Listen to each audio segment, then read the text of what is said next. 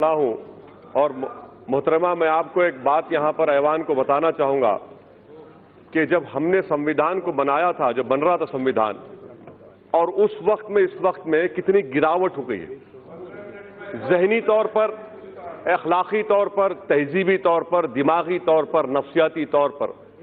जब संविधान का प्रियम्बल बन रहा था अक्टूबर 17, 1949 को मैडम, तो उस वक्त के.एम. पाठक रुकन थे कॉन्स्टिट्यूंट असेंबली के।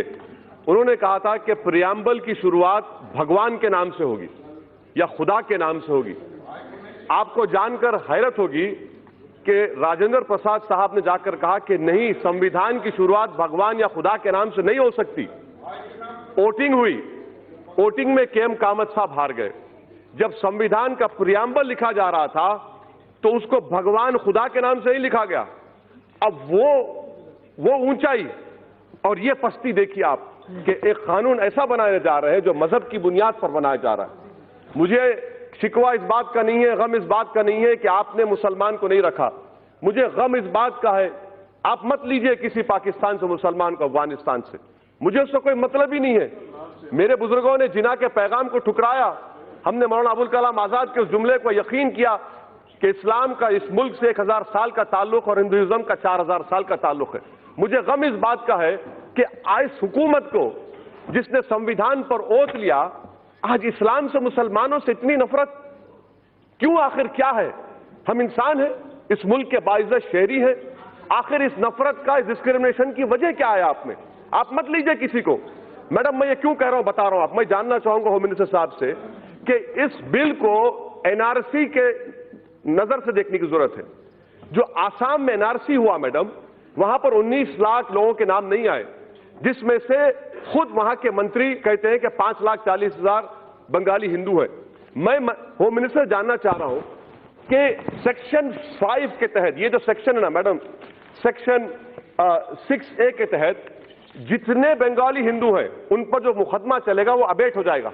और किस पर मुकदमा चलेगा? फॉरेन ट्रिब्यूनल से मुसलमानों पर। बताइए होम मिनिस्टर साहब, ये डिस्क्रिमिनेशन नहीं है?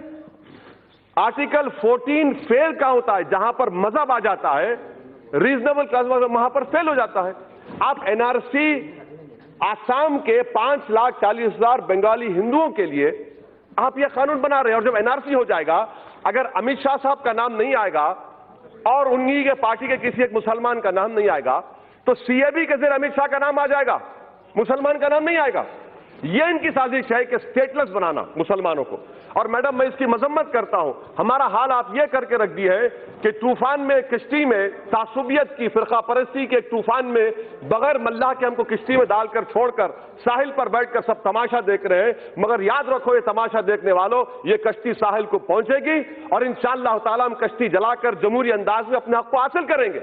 ये ऐवान को समझने की जरूरत है। तीसरी बात मैडम जो मैं आपके सामने रखना चाहूंगा कि PoK, sir, PoK, home minister साहब, अब यह क्यों भूल जाते हैं कि 1/3 एरिया हिंदुस्तान का चीन में है? आप डर रहे हैं क्योंकि कल अगर दलाई लामा मर जाएंगे, नया दलाई लामा आएगा, तो आप उसके लिए रोक रहे हैं। क्या तिब्बत के लोगों में मुसलमान नहीं है? क्यों नहीं देते आप दलाई लामा? आप इंतजार कर रहे हैं। मैडम, यही तो हम पूछ रहे हैं, चीन के बारे में क्यों नहीं रखते आप? क्यों डर रहे चीन से आप? 1/3 एरिया चीन, भारत का चीन में है। और खुद होम मिनिस्टर ने कहा था एक्साइज चीन पर नहीं छोड़ेंगे, आज आप छोड़ दिए। इतना क्यों डरते चीन से आप? चौथी बात मैडम, क्या हमारे होम मिनिस्टर साहब जानते हैं टाइगर सिद्दीकी कौन था? टाइगर सिद्दीकी वो शख्स था जिसको हिंदुस्तान में हमने पनाह दी, मुक्ति वाहिनी बनाई और बांग्लादेश बना। अगर ये लोग सरकार में होते तो टाइगर सिद्दीकी कभी नहीं बनाता मुक्ति वाहिनी को। और भाई, पांचवी बात मैडम, अफगानिस्तान की बात कर रहे हैं। यकीनन आप जानते हैं तालिबान आएगा।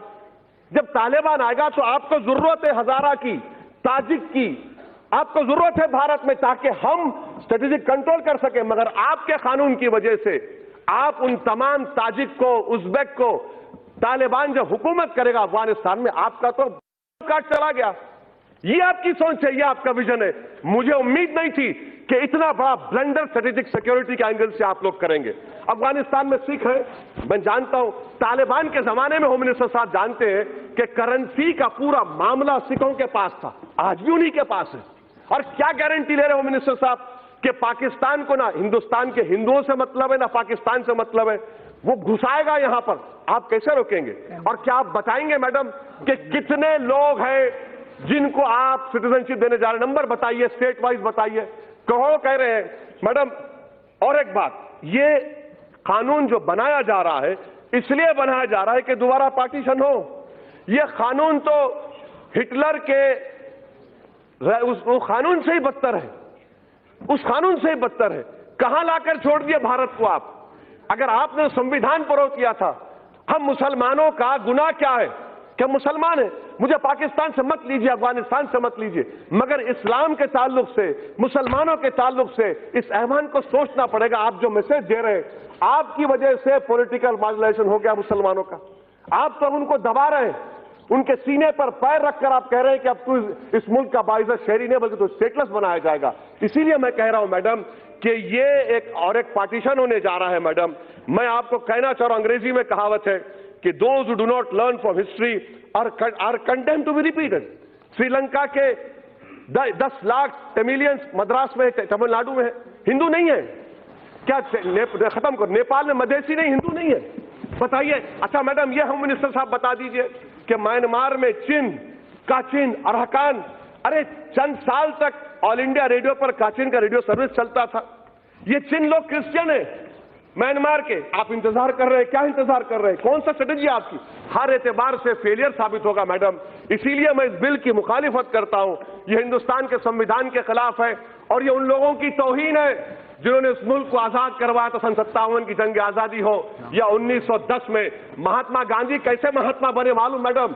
उन्होंने साउथ अफ्रीका के नेशनल रजिस्टर कार्ड को फाड़ दिया।